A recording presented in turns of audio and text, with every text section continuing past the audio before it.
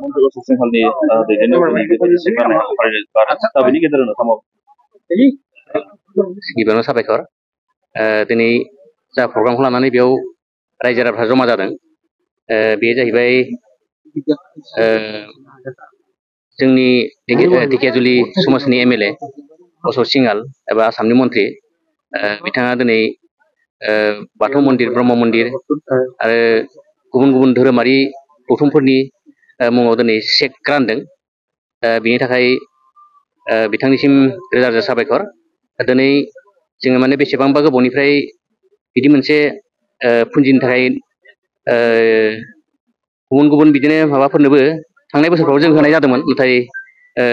जों मोननो हायाखैमोन देग्लाय जोङो नैबे दिनैनि समाव जों बे चेकखौ मोननो हाबाय बिनि थाखाय जोबोद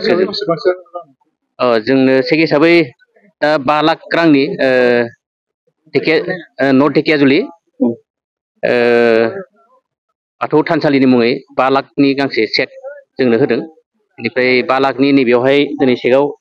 3,75,000नि बेयाव फार्स्ट किस्ति होनदों आद्रा थाबावनायखौ सेकेन्ड किस्तियाव होगोन होननानै बुंदों आरो नैबे मोनसे सिंहलि दैदेननो नोंथांमोननो बेबायदि माखासे चेकफोर राननो हाबाय बेनिखायनो नोंथांमोना दाथ' जोंनि गोसोआव खोब गोजोननाय मोनदों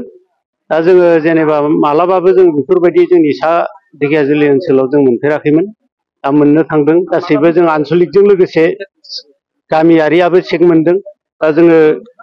गिबि जोङो नैबे 5 लाखनि गेजेराव 3,75,000खौ जों मोनग्रोदों दा बेनिखौ सेकेन्ड बिलाव जों मोनगोन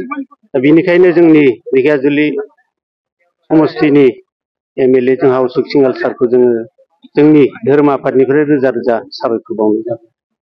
सिंहलनि नेतृत्वत जे चेक বিতরণ করা হল এই বিতরণ করাটো কিমান মান বেনিফিচিয়ারি ইয়াত চক আমাৰ আসাম দৰ্শন আঁচনিৰ অধীনত 74টা বাথৌ আৰু ব্ৰহ্ম মিলি দিয়া হ'ল প্ৰায় 74টা 74টা আৰু যিখিনি বাকি আছে আমাৰ উত্তৰ ঢেকিয়াজুলি অঞ্চলত বাথৌ আৰু ব্ৰহ্ম মিলি মুঠতে মানে 3টা সেক্টৰত প্ৰায় 277 মান বাকি আছে তো এতিয়া